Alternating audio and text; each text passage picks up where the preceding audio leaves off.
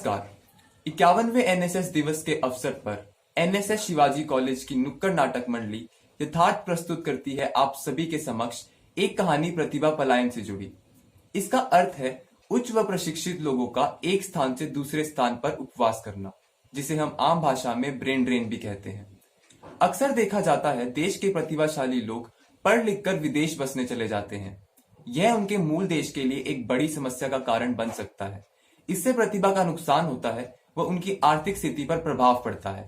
भारत में brain drain की समस्या देखी जा सकती है। आइए समझते हैं इस विषय को रिया और अंजलि की कहानी से।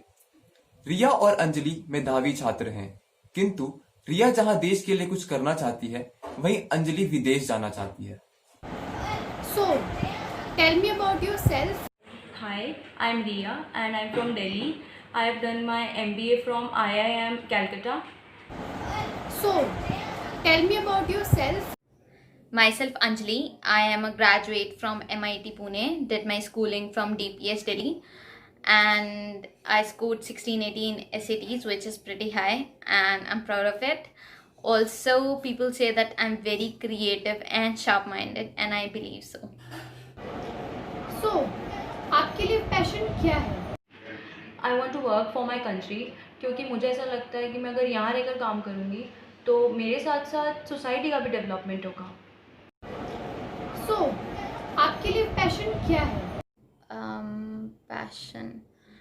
Actually, since I was a kid, I always dreamed of settling abroad. So every decision I have made in my life has been influenced by that one factor.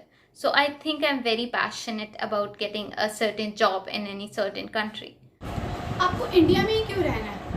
Abroad में तो इंडिया से ज़्यादा अपॉर्चुनिटीज़ हैं। I don't want to go abroad क्योंकि मैं यहाँ पढ़ी हूँ, इस कंट्री में पढ़ी हूँ, तो मैं इसी देश के लिए काम करना चाहती हूँ। मैं अपनी जो भी स्टडीज़ हैं वो इसी देश को डेडिकेट करना चाहती हूँ। Where do you see yourself after 5 years?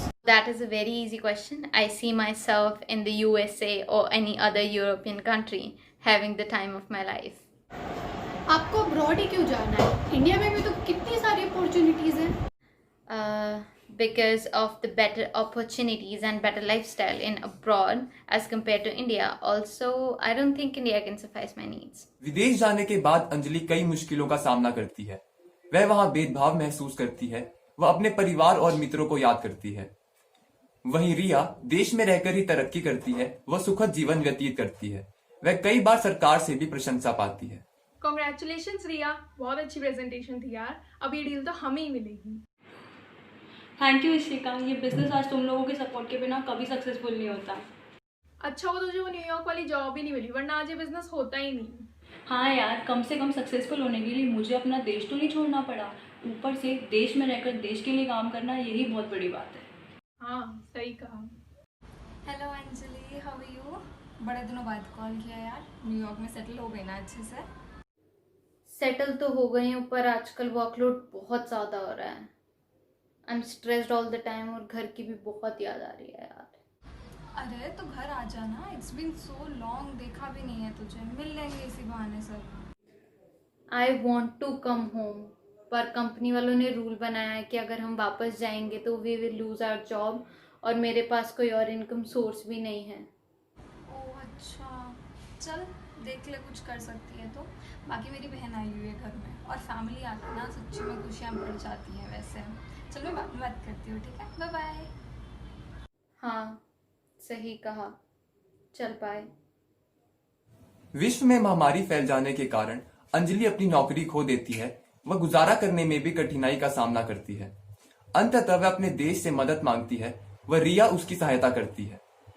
आइए देखें किस प्रकार देश लौटने पर अंजलि का मानसिक परिवर्तन होता है। हाय रिया, कैसी है तू? ओह हाय अंजलि, तू कब वापस आई न्यूयॉर्क से, और कैसा चल रहा है सब? अभी 2 ही दिन हुए हैं। एक्चुअली पेंडेमिक की वजह से I got fired. Oh God यार अंजलि, पर तू परेशान मत हो। मेरी कंपनी एक नया प्रोजेक्ट शुरू करने वाली है और उसके लिए हम लोग नए प्रोजेक्ट मैनेजर्स ढूंढ रहे हैं, तो तू क्यों नहीं अप्लाई करती? व्हाट से? Are you serious? That will be very helpful. अरे डोंट वरी यार, वैसे भी तू तो मेरी दोस्त है और तेरे लिए इतना तो मैं कर ही सकती हूँ ना। और तुझे नहीं पता, तेरे जैसे अच्छे एम्प्लॉयज़ हमारी कंट्री के लिए ना एसेट प्रूव होते हैं। हाँ ठीक कहा तूने, I should have realise this earlier. अपनी कंट्री तो अपनी होती है। अरे यार, वो कहावत है ना, सुबह का भूला अगर शाम को लौटा है तो उसे भूला नहीं कहते। तू बस मन लगा के काम कर, बाकी सब अच्छा होगा। हाँ सही कहा। तो देखा आपने किस प्रकार विदेश जाना ही सफलता प्राप्त करने का एकमात्र साधन नहीं है। रिलायंस, टाटा, स्टारवे, एमवे जैसी कंपनियां उदाहरण है कि किस प्रकार अपने देश में रहकर ही हम सफलता प्राप्त कर सकते हैं व देश के विकास में संभागी बनकर अपने कर्तव्य का पालन भी।